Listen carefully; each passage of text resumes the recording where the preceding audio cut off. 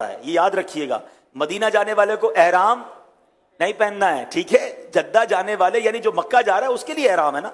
तो जद्दा की फ्लाइट में भी बाज़ औक़ात क्या होता है कि मिसाल के तौर पे पाकिस्तान से कराची, लाहौर, इस्लामाबाद से किसी की दुबई की फ्लाइट है, Karachi Dubai, Jeddah Dubai, Islamabad Dubai, फिर दुबई जद्दा, या कतर एयरवेज होती है, बहुत सारी एयरलाइनें होती हैं। तो आपकी फ्लाइट अगर वाया फ्लाइट है, डायरेक्ट जद्दा नहीं जा रही, तो आप पहले से एहराम ना पहने, वरना आप डिस्कम्फर्ट हो जाएंगे। अगला एयरपोर्ट जो है जहां से आपकी जद्दा की फ्लाइट है और आपको लगता है इतना टाइम है वहां पर कि मैं वॉशरूम वगैरह में जाके एहराम पहन लूंगा, तो बेहतर है वहां एहराम पहने। नियत कब करनी है ये मैं बाद में बताता हूं। तो एहराम में जो गलती करते हैं लोग कि एहराम खरीदें और उसको पहले चेक करें कि अच्छी क्वालिटी का है, और मशवरा ये है कि 2 सेट ले लें, एक लट्ठे का ले लें और एक तौलिए का ले लें, ठीक है ना। यानी आप अगर एक सेट तौलिया का लेंगे तो 2 तौलिए की चादर हो जाएंगी आपके पास, 2 लट्ठे का लेंगे तो 2 इसकी हो जाएंगी। तो आप इसको मिक्स एंड मैच कर लेंगे, यानी इस तरह सेट बना लेंगे तो 2 सेट बन जाएंगे। और अगर कोई शख्स कहता है नहीं मैं ऊपर नीचे दोनों लट्ठा पहनूंगा, तो भी जायज़, कोई मसला नहीं। ऊपर नीचे दोनों तौलिया पहनूंगा तो भी बेहतर है, कोई मसला नहीं। लेकिन ये तजर्बे की बात है कि तहबंद जो है आप लट्ठे की बांधे और ऊपर का हिस्सा आप तौलिए का रखेंगे, तो फायदा ये होगा कि आप नीचे कंफर्टेबल रहेंगे, पुरसुकून रहेंगे, और ऊपर तौलिए से फायदा ये होगा कि पसीना वगैरह आपका जो है इसमें जज्ब हो जाएगा। तो एहराम लेकर इसको चेक करने का तरीका ये कि एक तो ये देख लें कि बहुत पतला कॉटन ना हो कि आपका जिस्म ही उससे छलकने लग जाए। दूसरे नंबर पर साइज, ये बड़ा बड़ा काउंट करता है। बाज़ लोगों का कद लंबा होता है, बाज़ छोटे कद के होते हैं, बास थोड़े से ज़्यादा हेल्दी होते हैं। अब आपने एहराम लिया और आपको पूरा ही नहीं आ रहा, एयरपोर्ट पे परेशान कि यार मैं इसको बांधूं कैसे, मेरे साइज़ का ही नहीं है, तो भाई पहले चेक कर लेना था। तो अपने साइज़ का एहराम देखकर, इसका भी मैं आपको मशवरा दूंगा कि एहराम फ्रेंडली कैसे बनना है। लेकिन पहले आइए मैं आपको एहराम बांधने का तरीका बता देता हूँ। अच्छा, हम शहर के लोगों का सबसे बड़ा इशू ये कि हमें तहबंद से बड़ी घबराहट होती है, हमें तहबंद बांधने की आदत नहीं है। गाँव गोट के लोग तो घर में भी तहबंद बांध रहे होते हैं, उनको एहराम को प्रॉब्लम ही कोई नहीं होता। तो तहबंद से अगर आपको आदत हो गई ना, तो आप एहराम फ्रेंडली हो जाओगे। सबसे बड़ा इशू हम लोगों का, शहर वालों का, वो ये कि हम तहबंद कैसे बांधे। तहबंद कंट्रोल करने में उनका जो ना टेंशन रहती है। तो एक बार सही तरीके से आप ये एहराम का जो नीचे वाला हिस्सा बांधने का है, तहबंद बांधने का तरीका सीख लो, आपका हज आसान हो जाएगा। हज किरान करना है ना तब भी हो जाएगा, लेकिन जब एहराम सही बांधना हो, अब एहराम ही संभालते रहोगे तो दिल होगा यार कब उतरेगा एहराम। मुझे बड़ा बात होगा तो अजीब लगता है, लोग बार बार ये पूछते एहराम उतरेगा कब। मैंने कहा पहले रोते थे एहराम पहनूंगा कब है, या अल्लाह मौका दे मैं एहराम पहनूं। जैसे ही एहराम पहना आप टेंशन ये उतरेगा कब। अरे भाई रिलैक्स रहो, जल्दी किस बात की है। तो एहराम सही बांधना सीख जाएंगे तो आपको इसकी टेंशन खत्म हो जाएगी। तो पहले मैं तहबंद बांधने का आपको तरीका बता रहा हूं। तो अब आपने पहले तो चेक ये करना है कि ये एहराम मेरे साइज का भी है कि नहीं। तो इसका तरीका ये कि आपने अपनी नाफ के ऊपर ये वाला बिल्कुल कोई बल ना हो रख के चेक कर लें कि ये आपके पैरों के नीचे तक जा रहा है या पैर तक टच हो रहा है, इसका मतलब इसका साइज ठीक है। ऐसा ना हो कि आप नाफ पे रखें और अभी से शुरू से ही आपके टखनों के ऊपर है, तो ये आपके लिए साइज थोड़ा है। चले बिस्मिल्लाहिर्रहमानिर्रहीम। अच्छा, अब करना ये है, ये दोनों चादरें आपने इसके किनारे मिला लेने, ठीक है, और कोई इसमें ऊपर बल ना रहे। इन दोनों किनारों को आपने मिला लिया। अच्छा, अब इस तरफ से थोड़ा सा इसको टाइट कर ले, जितना टाइट करना है आप टाइट कर ले, ठीक है। अब इन दोनों को वापस अपने हाथों से यहां पर ले आए। अब इसके बाद दोबारा जो है यहां ले आए, यानी इसको फ्लैप कर रहे हैं आप, ठीक है ना।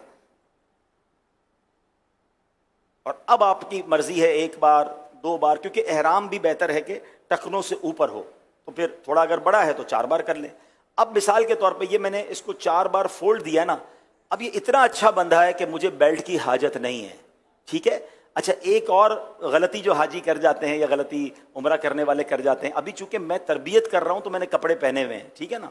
लेकिन जब आप एहराम पहनेंगे तो जिस्म पर और कोई कपड़ा नहीं होगा, कोई अंडर गारमेंट, कोई अंडरवेयर वगैरह कुछ भी आप नहीं पहनेंगे, ठीक है। मर्द जब एहराम पहनेगा तो उसके जिस्म पर बेसिली चादरें ही होंगी, सर पर टोपी इमामा भी नहीं होगा, ये ख्याल रखना है, ठीक है। तो अब आपने जब ये एहराम पहना ना, तो अब जाहिर है इसके नीचे तो कुछ भी नहीं पहना है। तो अब ये जो फ्लैपिंग की हमने, इसको घुमा के जिस तरह बनाया है ना, इसका फायदा ये कि अगर हवा भी आई ना तेज, तो ये अगर उड़ी भी चादर तो आपकी सितर, आपका जो जिस्म है वो छुपा रहेगा, बेपर्दगी नहीं होगी। तो हमने एहराम जब इस तरह बांधते तो उससे एक तो चलने में बड़ी आसानी रहती है, दूसरा पर्दा भी रहता है, तीसरा ये कंट्रोल भी रहता है। अच्छा, ये मैंने सिखाया ना, तो आप मुझे शायद 50 सेकंड लग गए होंगे, 1 मिनट लग गया होगा। लेकिन अगर मैं खुद बांधूं या आपकी प्रैक्टिस हो जाएगी तो 30 सेकंड में भी हो जाएगा, पता भी नहीं चलेगा, आपकी आदत ऐसी बन जाएगी कि आप बिल्कुल आसानी से बांध लेंगे।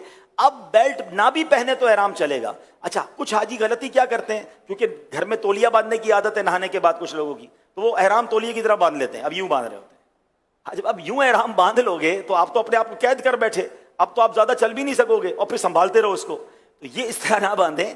बांधना तो ठीक है, हो जाएगा बांधना, लेकिन आप टेंशन में रहोगे। अब मैं दोबारा आसान तरीके से, अब थोड़ा मैं स्पीड में करूंगा ताकि आपको अंदाजा हो कि इसमें जरा भी देर नहीं लगती। जरा सा भी लूज हो, दोबारा वॉशरूम में जाएं, दोबारा इसको सेट कर लें, कोई मसला नहीं है।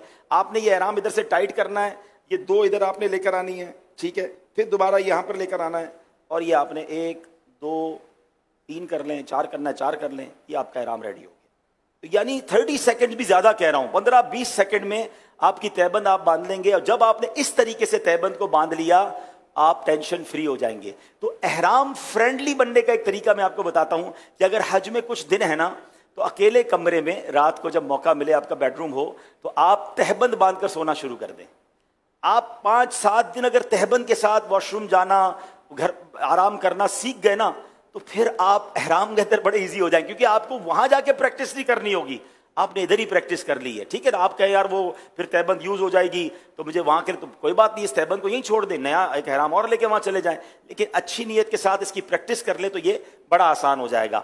अच्छा, अब बेल्ट कई किस्म के आते हैं, लेकिन अगर इस तरह का बेल्ट जो ट्रेवलर बैग बेल्ट कहलाता है, जिसमें जेब होते हैं, ये बेल्ट बड़ा आसान रहता है। तो इसको बांधना बड़ा आसान है, पीछे इसका क्लिप होता है, और इसमें आप अपना मोबाइल फोन, अपने जरूरी कागजात या कोई थोड़े बहुत पैसे भी रख सकते हैं। इसमें भी एक मशवरा दूंगा कि हज पर जा रहे हैं तो 2 मोबाइल ले जाएं। अगर आपके पास स्मार्टफोन या कीमती फोन है तो उसके साथ एक छोटा फोन भी ले जाएं, जो आप हरम पाक में जाने आने के लिए, मिना अरफात में, दीगर जगहों पर आपके पास वो भी फोन हो, क्योंकि बाज़ औक़ात बेल्ट में लोग रखते हैं और बेल्ट उठाकर रख देते हैं कहीं वजू खाने पे और कीमती फोन भी चला जाता है, या अपने पूरे सफर की सारी करेंसी इसी बेल्ट में रखते हैं। ऐसा भी ना करें। अपनी ज्यादा पैसे वगैरह हैं वो होटल में ही रखें, बैग के अंदर रखें। इसमें तो जरूरत की 25-50-100 रियाल रख लिए, कुछ खाने पीने की जरूरत पड़ी, हाँ अपने होटल का कार्ड जरूर डालें, अपने मौल्लिम का कार्ड जरूर डालें, ताकि खुदा ना खास्ता आपके साथ कोई हादसा हो जाए तो पता चले कि आप कहाँ थे, किसके मौल्लिम के हाजी हैं, तो राब्ता करना आसान हो जाए। आपके साथ बच्चे और फैमिलीज हों तो उनके जेब में भी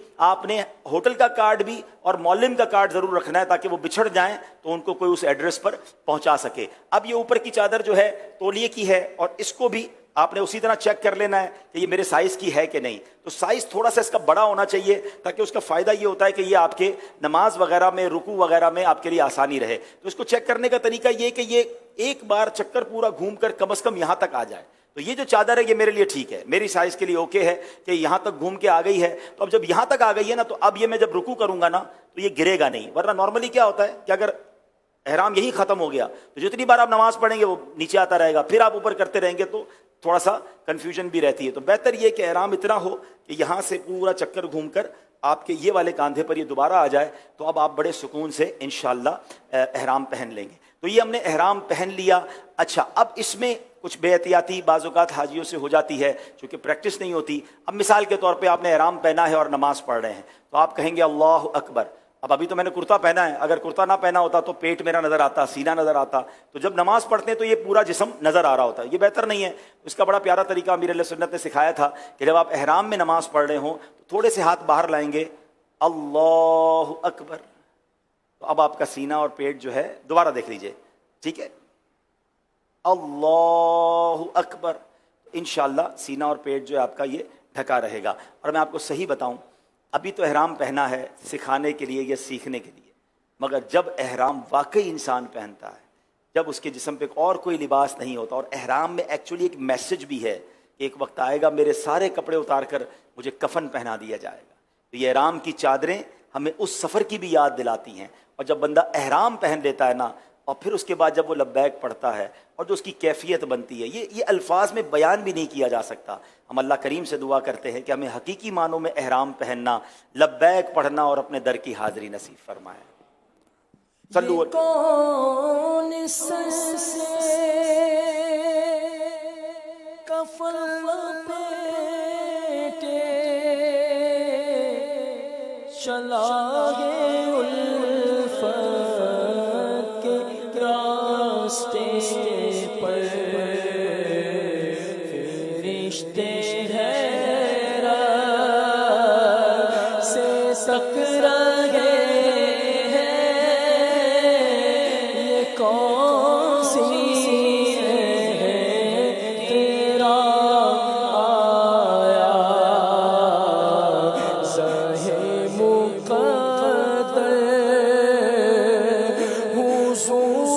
हक से सलाम